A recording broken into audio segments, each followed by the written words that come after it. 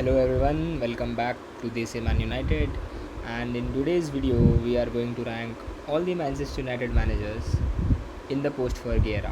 Yes, this is my personal opinion, and the rankings here are decided by the number of trophies won, the league finish, and the vibes of football that we had overall when this manager was in charge, right? I might be wrong, and you can comment your rankings and then we can have a healthy discussion around it. So, yeah, without wasting any time, let's begin. We'll go in chronological order. So, first, we'll start with David Moyes. So, David Moyes was the chosen one, right? He was selected by Sir Alex Ferguson himself to manage the world's biggest football club. And I think it would be fair to say that he did not manage the club as we expected him to. He was crushed under pressure, basically. The best finish under Moyes was 7th in the league, and we did not win any trophies, right? So I don't think he goes anywhere above C tier. So David Moyes is in C tier. Cool. Um, Next up is Louis Van Gaal. So Louis Van Gaal was an interesting manager. He made some decent signings. The style of football was okayish, and he was a good manager. But once again, managing Manchester United has its own challenges and problems, right? And we were still fresh from Sir Alex era, so a lot of pressure on him as well. And he gave us one trophy, the iconic FA Cup trophy, where we beat Crystal Palace in the final, and where we had his famous fall final against Alan Pardew, right? And but the vibes were decent, not too good. So I think for me, he would go in the C tier, right? Next one is the most anticipated one, and everyone wanted him to succeed, and he did to a certain extent. I'm talking about Jose Mourinho. He gave us 3 trophies in one season, and that is our own domestic treble, Sasta domestic treble, I would say. And he also gave us a second place finish behind that monstrous City team, who were on another level during that era. And the best match, I believe, in the PL that time under Jose was when we did not let City win the Premier League at their own turf when we were trailing 2-0 at halftime. Thanks to Pogba, we went on to win 3-2 that game. But yeah, the vibes were also great.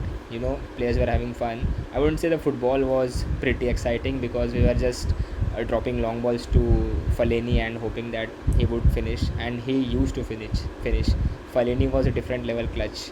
So trophies, second place finish, great vibes. I think Jose deserves the A tier, nothing less than that. Next we had Ole Gunnar Solskjær. So Ole Gunnar Solskjær was, the only manager who played under Sir Alex Ferguson. So he tried to replicate his style, his way of managing players and the club a lot. And I think he was a fan favorite to a certain extent among all these managers because everyone liked him. Everyone liked United when he was the manager. We were scoring 4 goals, 5 goals, 6, even 9 goals against Southampton, if you remember, during the lockdown period. The football was fluid. The Rashford, Martial, Greenwood trio was, scoring goals no matter who was the opponent was. The vibes were, immaculate, off the charts. But he lacked the trophies department. I would call him unlucky. Some call him the lack of skills. That's why he lost the big games. But yeah, that's debatable. And he lost 4 big semi-finals and one big Europa League final. I still remember that night. I was crying during the loss. Just because of lack of trophies, I would put him into the B tier. He gave us a third place finish in the league as well, but still 0 trophies. So even if he had one trophy, he would have been alongside Jose Mourinho in the A tier.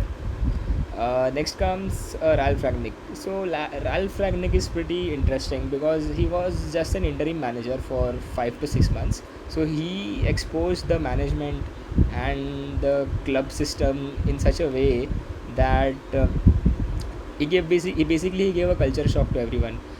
He just told what's happening behind the scenes, how the management is destroying the clubs from its roots. In that department, I think he goes straight to the S tier because he was a great catalyst in the Glazers out movement, if I remember correctly. But if we talk about football, which the list is about, I think there were no vibes. We were playing terrible football under him.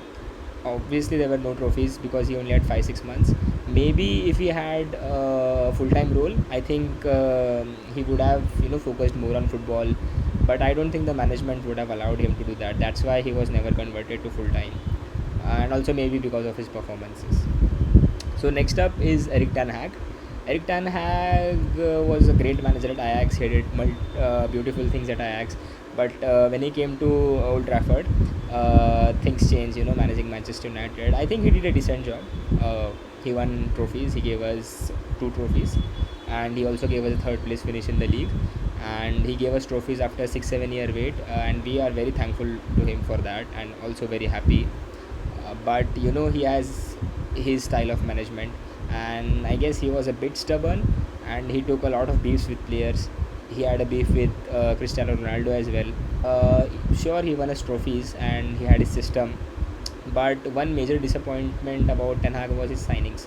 His signings was, I think, average or below average, uh, which led to his downfall eventually, because the players couldn't play. We were getting exposed. The results were pretty horrible during his time as well. But since he gave us trophies, I think so. Ten Hag was type of manager who can go in B as well and can go in C as well. It's basically seeing him from two different lenses. If there was something between B and C, he would have perfectly fitted there. But I think for me, he goes to the C tier. And so yeah, that was it. The S tier is still empty, completely empty, and I think the S tier will go to someone who will win us the Premier League. I hope Amorim does it. I really wish Amorim does it. It has been a long wait now, and I really want him to win us the league. And next season, when I make this list again, he will be here in the S tier. But let's see what happens this season, man. So yeah, this was my list, and let me know your thoughts in the comments, if you agree with this or not. Till then, take care and GGMU.